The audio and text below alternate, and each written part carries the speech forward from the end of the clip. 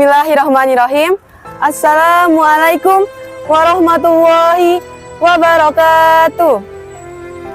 Alhamdulillah, assalatu wassalamu ala rasulillah wa ala alihi wa sahbihi wa mawallah.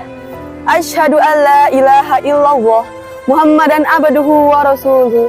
Allahumma sholli ala sayyidina Muhammad wa ala ali sayyidina Muhammad. Yang pertama dan yang paling utama, mari kita bersyukur atas kehadirat Allah Subhanahu wa taala, berkat nikmat sehat, nikmat sempat, serta nikmat umur, sehingga kita bisa bertemu lagi di bulan Ramadan pada tahun ini. Salawat serta salam mari kita hadiahkan kepada Nabiullah Muhammad Sallallahu Alaihi Wasallam. Semoga dengan seringnya kita bersalawat, kita akan mendapatkan syafaat beliau di hari akhir nanti. Amin ya rabbal alamin. Jamaah yang dimuliakan oleh Allah Subhanahu wa taala, senang sekali rasanya saya bisa menyapa para jamaah di bulan Ramadan yang penuh dengan barokah ini. Bulan Ramadan adalah bulan yang penuh dengan rahmat, kemuliaan, dan juga ampunan. Maka dari itu, umat muslim di dunia ini sangat berbahagia ketika bulan Ramadan tiba. Saat bulan Ramadan tiba, umat muslim berbondong-bondong untuk melakukan amal-amal kebaikan, seperti dengan melakukan sholat tarawih dilanjut dengan witir, bertadarus Al-Quran, berzikir, hingga bersedekah dan membagi-bagi makanan. Amal-amal kebaikan ini sangat baik kita lakukan di bulan Ramadan karena pahalanya yang akan dilipat gandakan oleh Allah Subhanahu wa taala.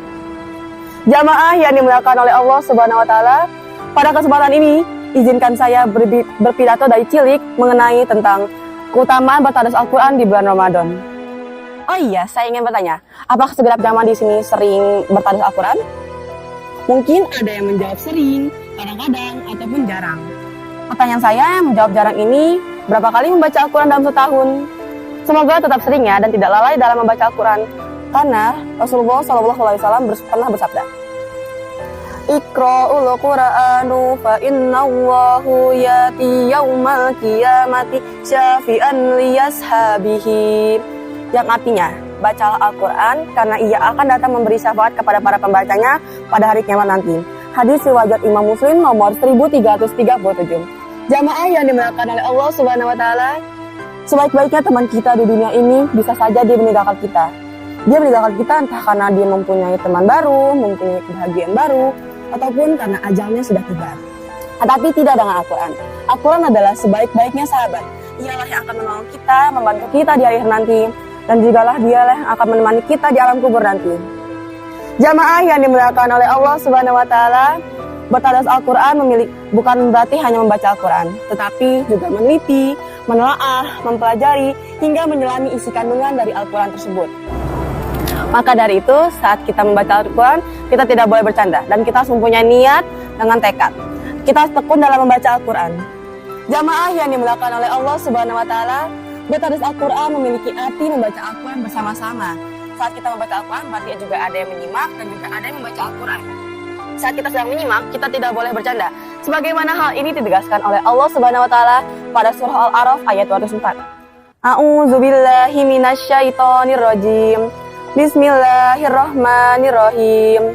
Wa iza quri'al Qur'anu fastami'u lahu wa ansitu la'allakum turhamun. Yang artinya, dan apabila kamu dibacakan Al-Quran, maka dengarkanlah baik-baik dan perhatikanlah dengan tenang agar kamu mendapat rahmat. Jamaah yang dimuliakan oleh Allah Subhanahu wa taala, banyak sekali manfaat-manfaat yang bisa kita dapat dari bertadarus Al-Quran di bulan Ramadan ini.